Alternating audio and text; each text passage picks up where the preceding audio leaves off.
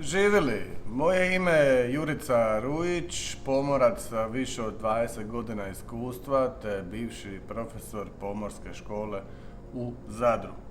U ovom videu ćemo govoriti malo o pomorskim kartama, brodskim komunikacijama, to jest radiostanici. Da vas pogodim sa jednim pitanjem i odgovorom. Let's do this! Pitanje: na kojoj udaljenosti od obale ili plaže se smije ploviti i kojom brzinom? Do 150 metara od obale ne voziti brže od 5 čvorova. Od 150 do 300 metara od obale ne brže od 8 čvorova. Više od 300 metara od obale može se glisirati. Pomorske karte. Neću previše u detalje, odnosno pričati o svjetskim pomorskim kartama, već ću samo govoriti o kartama koje se tiču Jadrana, odnosno lokalnog akvatorija. Čemu karte služe? Karta pokazuje određeno područje plovidbe. Na karti možete pronaći razne oznake kao što su dubina mora koja je označena svijetlo plavom i tamno plavom bojom. Dakle, svijetlo plava pokazuje manju dubinu, tamno plava pokazuje veću dubinu. Na karti je kopno označeno žute boje, možemo pronaći oznake svjetionika sa njihovim karakteristikama, oznake podmorskih cjevovoda i kabela, vrste dna, pličine, podrtine i tako dalje. Ako budete imali brodicu i dovoljno novaca, postoji mogućnost da ćete ugraditi u tu istu brodicu GPS chart plotter sa AIS-om. To je Automatic Identification System. Za razliku od old school karata, odnosno papirnatih karata, koje također morate imati na brodu, kupit ćete ih u Plovputa ili tako nešto, te karte se moraju updateirati. Jednako kao i Google Maps. Dakle, na moru se stalno događaju neke promjene, promijenile su se karakteristike svjetionika, tu i tamo se izvadio kabel, postavio se drugi, nekakva podrtina, pa te sitnice, odnosno nisu to baš sitnice, se moraju updateirati. To se zove ažuriranje karata. U prijašnje vrijeme se to radilo sve rukom i karte su morale biti ažurirane, u današnje vrijeme se to radi sve automatski, odnosno update dobivate automatski ili ako to treba platiti, ne znam, ali uglavnom to je taj način. Svjetionik, čemu on služi? Pa on služi za sigurnost plovidbe. On označava obalno područje, odnosno može čak i opasno obalno područje, pličine, grebene i ulaze u luke. Svaki svjetionik ima svoje karakteristike, to jest njegovo blicanje u noći ima svoje intervale i oni nam nešto govore. Na primjer, ulaz u Zadarsku luku, svjetionik oštri rat. Sektor vidljivosti 360 stupnjeva, domet glavnog svjetla 15 milja, rezervnog svjetla 7 milja, visina kule 14 metara.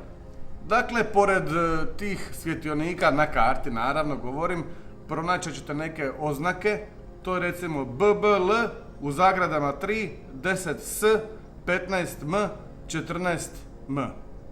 Taj BBL u zagrade 3 znači 3 bljeska u grupi svakih 10 sekundi.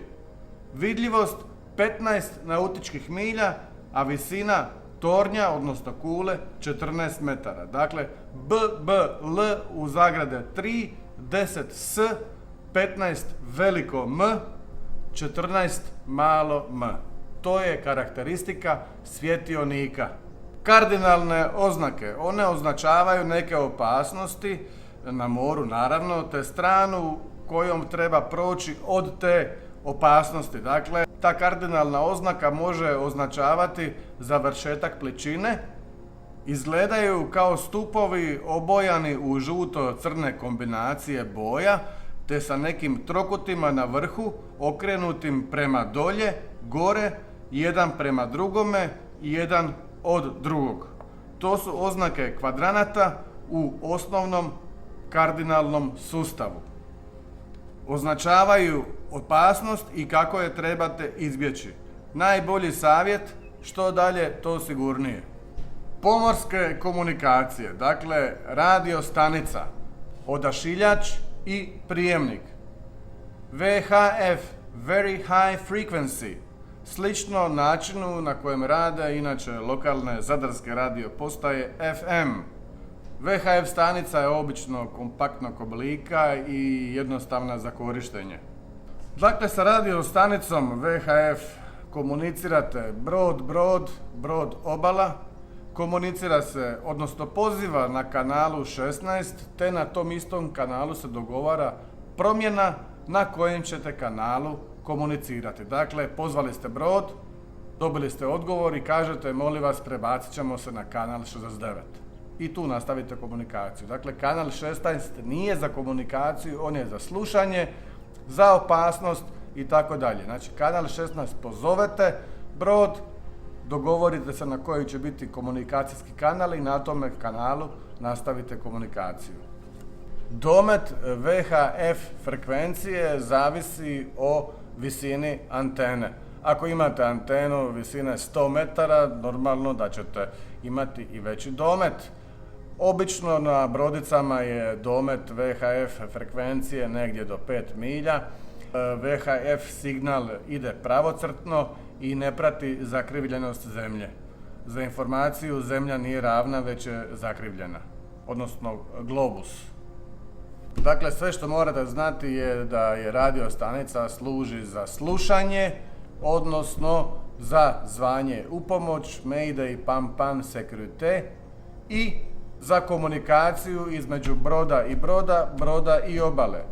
Opet ponavljam, dakle, pozovete brod koji trebate i kažete, prebacit ćemo se na kanal 69 za nastavak komunikacije.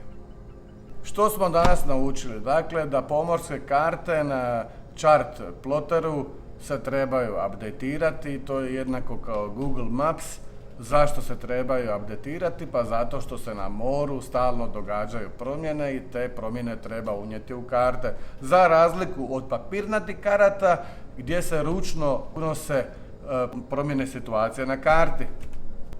Eto, naučili smo malo i VHF-u i kartama.